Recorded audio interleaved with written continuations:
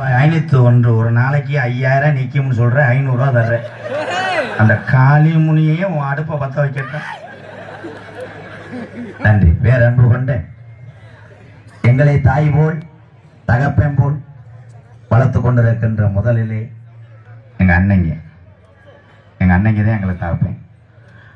என் தம்பிகள் பூராம் எனக்கு குழந்தைகள் மாதிரி. என் தம்பிகளுக்கு வணக்கம். தம்பிகளையும் அன்னைகளையும் உருவாக்கி விட்டுட்டு நித்தம் விளக்க மாதிரியும் செருப்பட்டின் தலையில் அடிச்சு கிடக்கும் என் தாய்மார்களுக்கு வணக்கம். கும்பலையாவது தானே வணக்கதான் எல்லாம் லேடிஸ் தானே மேடம்? நீங்க இல்லைன்னா நாங்கள் கிடையாது. ஏன்னா உங்களிடத்தையும் சிலிண்டரை ஏற்றிட்டாங்க. நீங்க சிலிண்டரை ஏற்றணும், கடங்காரையும் பூரா வந்து வீட்டை ஏற்றணும். சிலிண்டர் கிடைக்கணும்னா சூம்பு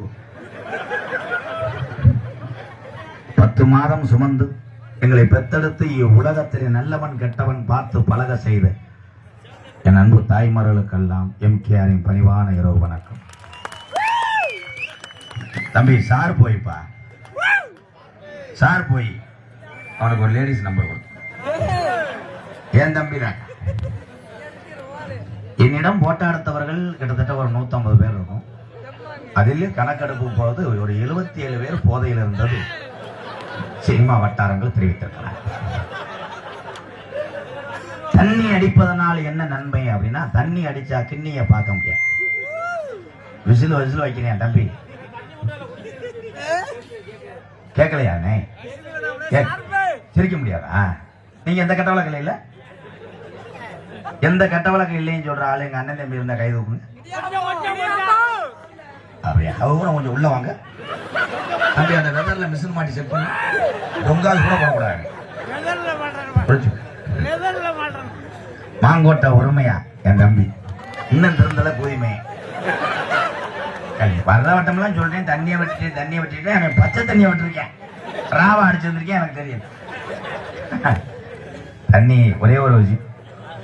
இன்று உள்ள இளைஞர்களுக்கெல்லாம் பொண்ணு கிடைக்காத காரணத்தை நான் ஆராய்ச்சி செய்து தீர்மானித்து விட்டேன்.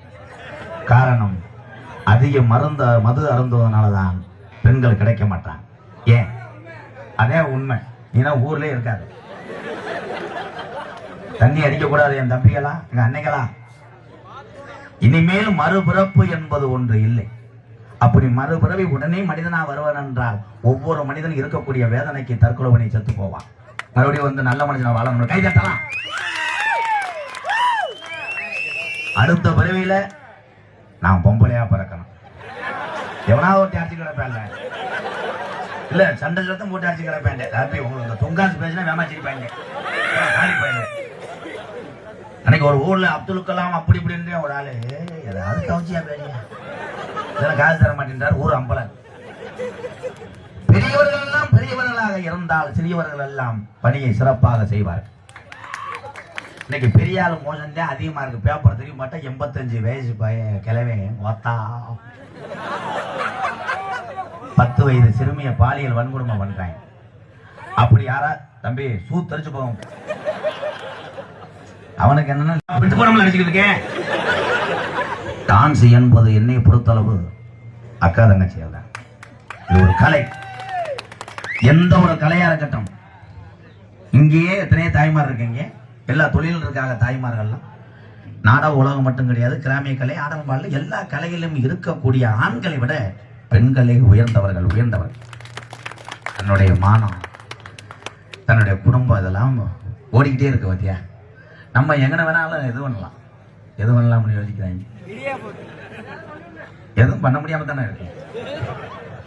இத்தனை பேரும் இங்க வந்திருக்கிறாள் என்றாங்க. மன கஷ்டத்திலான எல்லாரும் இருக்கீங்க. தம்பி அந்த இதெல்லாம் சொல்லாத தம்பி. அன்னைக்கு படிச்சேன் கூடுதல் படிச்சேன் படங்களை வச்சு வருங்கால பிரதமர் வாழுகிட்டேன். போலீஸ் கூட துப்பாக்கி கூட என்னை சுத்திருச்சு. ஏன்டா அப்படித்தான் சொல்லி கொடுக்குறேன். ஒரே ஒரு விஷயம், அரசியல் வேண்டாம்.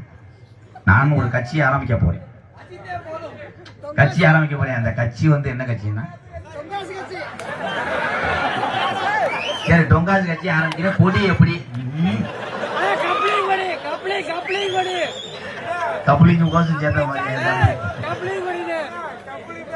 கவலை இல்லாத மனிதன் யாரும் கிடையாது. கவலை இல்லாத மனிதர் என்றால் பிறந்த குழந்தையை தவிர எல்லாத்துக்கும் கவலை இருக்கிறது. நான் உன்னை மட்டும் வேண்டுகிறேன். இங்கே வந்திருக்கின்ற தமிழகத்தில் இருக்கின்ற என் அன்பு உறவுக்கெல்லாம் வாழ்க்கையிலே கவலை நீங்கி நல்லதொரு வாழ்க்கை கிடைக்கணும்னு இந்த 18ஆம் படியான காளிமுனியை வேண்டிக்கிறேன். நீங்க எல்லாரும் நல்லா இருக்கணும். இன்னொரு பிறவி எம்கேஆர் பிறக்க போறதில்லை. உங்களை எல்லாம் இந்த கோமாளி வேஷம் போட்டு நான் பார்க்க போறது கிடையாது. இருக்கிற வரைக்கும் ஒண்ணு சொல்றேன், விட்டு கொடுக்கறவையும் கெட்டு போக மாட்டேன். நீ ரொம்ப பாதிச்சிருக்கே, அண்ணன் தளர விடல, நீ எல்லாத்தையும் கலர விட்டுட்ட. என் தம்பிக்கு எவ்வளவு கஷ்டம். இதுல ஆம்பளையால உரம் போய் பேட்டி எடுத்தா சொல்ல கேளு, இவ்வளவு குடிக்கிறீங்களே எதுக்கு?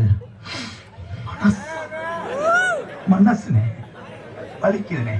என்ன 20 வருஷமா விரும்பினேன். நைட்டி கொண்டு எடுத்து கொடுப்பேன். சட்டி பொம்மை கலர் முழிச்சுக்கிட்டே கேப்பா கண்டாங்க. விட்டுட்டு போயிட்டா. அவங்க அப்பையா தட்ட பேசி கட்ட வேண்டியானே. நான் விரும்புறது அர்த்தம் மாட்டாட்டிறாங்க. புரிஞ்ச வெட்டத்தானே செய்வேன். ஆனால் ஆம்பளை 1008 கெட்ட வழக்கம் செய்யறோம். ஆனா எல்லாத்தையும் பொறுத்து கொண்டு இந்த உலகத்திலே சாமியாக நம்மளை காப்பது பெத்த தாய்க்கு அப்புறம் தாரம்தான். பொம்பளை கைதட்ட மாட்டீங்களா? அதுக்கு தானே அந்த கடுப்பு தானே தண்ணியை போட்டு வந்து கணேஜி போல ஏத்திக்கிட்டு புழக்க போறாங்க. அப்புறம் வெளியே இருக்கும்போது கடுக்குதுன்ற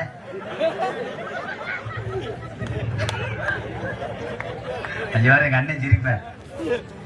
ஏன்னா அந்த காலத்துல எங்க ஐயாலாம் நாங்க சரி